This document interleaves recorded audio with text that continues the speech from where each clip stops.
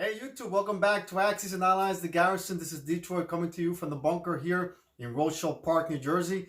Today I'm with my son Brandon, who is my sidekick and who will be helping me with this video today. If you have any commentaries, please feel free to go ahead and do so. Well, so far we've actually been making t-shirts, as you can see. Like the new one, I haven't seen it yet, but pretty much you guys have.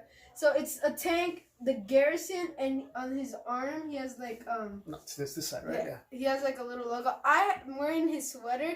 I have the Garrison here, and I have like this is the American one. Yeah. I'm not good at flags, so. Yeah, I've been working on making my own t-shirts here at the Garrison. Basically branding them and putting on the decals. Just a project, a side hobby, something that I'm doing for fun, and it's something that enhances our experience here when we play in the Garrison.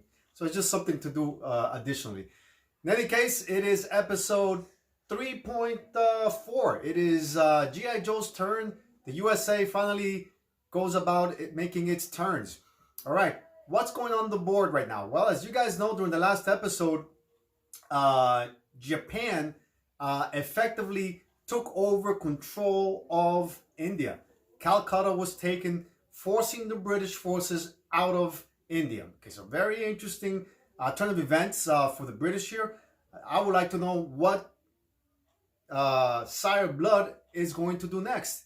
Will he refocus his efforts or maintain his efforts, his current efforts in the Mediterranean, or will he try to do something in terms of coming back and attempt to retake India? This has been a topic of conversation within our group where I've been claiming for some time now that I suspect that the British, under Sire Blood, will attempt to come back to the Indian Ocean area and maintain pressure on the Japanese. That's something that I've been thinking about, and I've been going back and forth with my allies.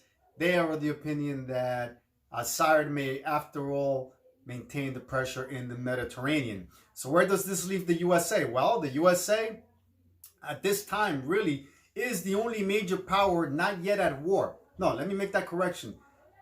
The US will make the declaration of war this particular turn, round 3. So by the end of the turn, the US will be at war with the Axis powers. So far, the only at this point in time, the only true force out there in the Pacific that is directly confronting and fighting the evil Japanese are the Anzac forces of Australia and New Zealand. So how is G.I. Joe going to manage his turn? Okay, what are the purchases that he's going to make? How is he going to now deal with the new Japanese threat with the Japanese fleet that just moved into the Caroline Islands? How is he going to deal with this situation where you have an expanding Imperial Japan, albeit Japan has its own issues as well.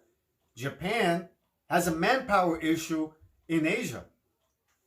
Japan, because of its lack of industrial capacity in Asia and the fact that it's a little bit overextended, allows for some sort of weakness somewhere along the Japanese game plan. Okay, Japan is very big, expanding very rapidly, but it has a lot of fronts, a lot of enemies to deal with currently.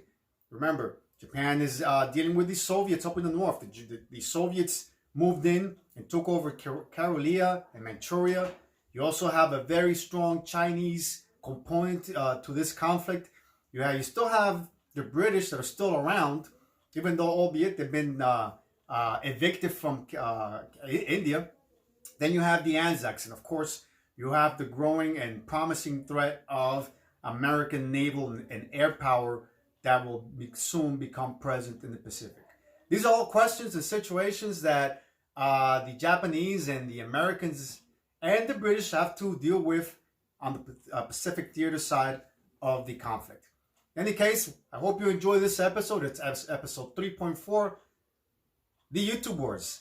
Welcome back, guys, and we hope, as always, you enjoy the show. Any commentaries before we move on? Well, when I was hearing it that like Japan has a little bit of trouble, Yeah. Like when you think of Japan, you think of like somewhat a little small island, right? Yeah. But when I look at this map and I see Japan's here and this is all China, Yeah. around half of China is claimed by Japan. I'm like, what a small place has so much power. And when I started playing with you, I was the Allies and you were the Axis. Yes. I was like, man, next time I'm choosing the Axis because like I see all these pieces on Japan and claiming all of Asia and Europe, and it's just amazing that this small little place can have so much power. Very honestly. true, very true. Well, it's all because of strategy and tactics, Papa. And only because you appear to be stronger doesn't mean that you're not. That you are the strongest. It's all about using strategy, tactics,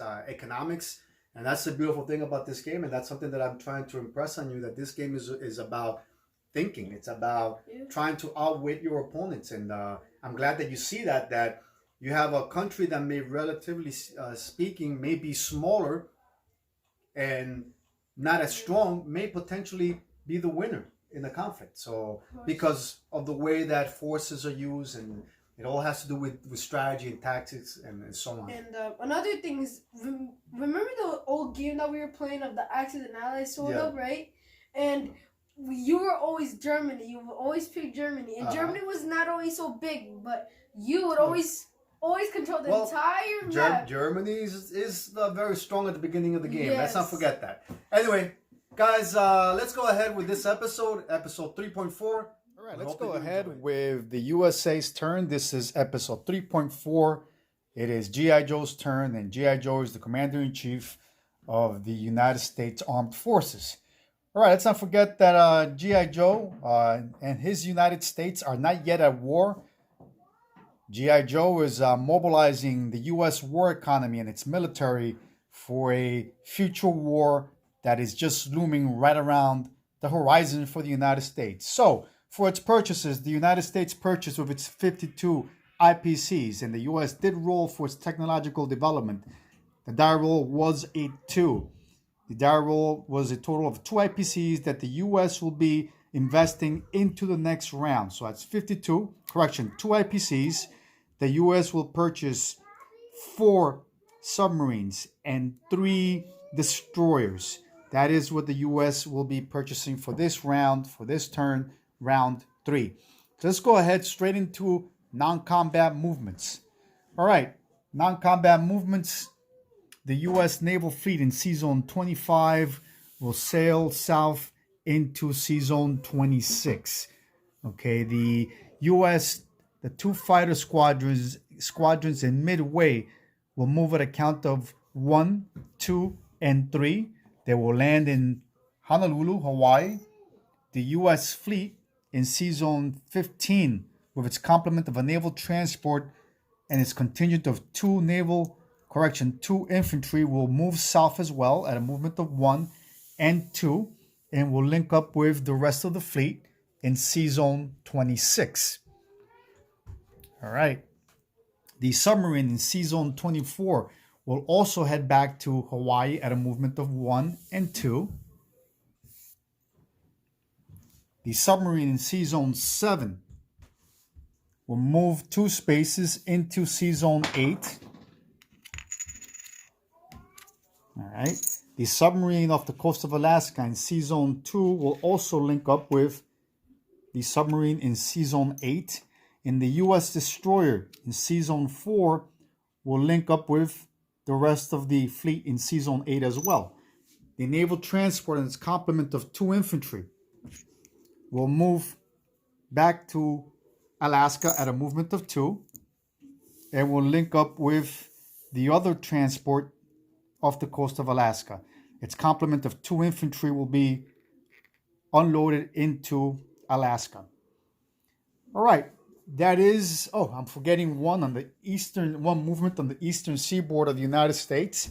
You have the cruiser in Sea Zone 102 will link up with the rest of the U.S. naval fleet in Sea Zone 101. All right, let's go ahead then with the placements of units. The 2 submarines and 1 destroyer will be placed in Sea Zone 2. off the coast of Alaska. The remaining 2 submarines and 2 destroyers will be placed in Sea Zone 101 off the coast of Washington, D.C. Okay, the U.S. will be collecting a total of 78 IPCs for this turn. Hold on, it may be 79. I'm not, my memory is failing me right now. It's either 79 or 78 IPCs that the U.S. economy will be collecting for its round 4 at the beginning of next round, actually.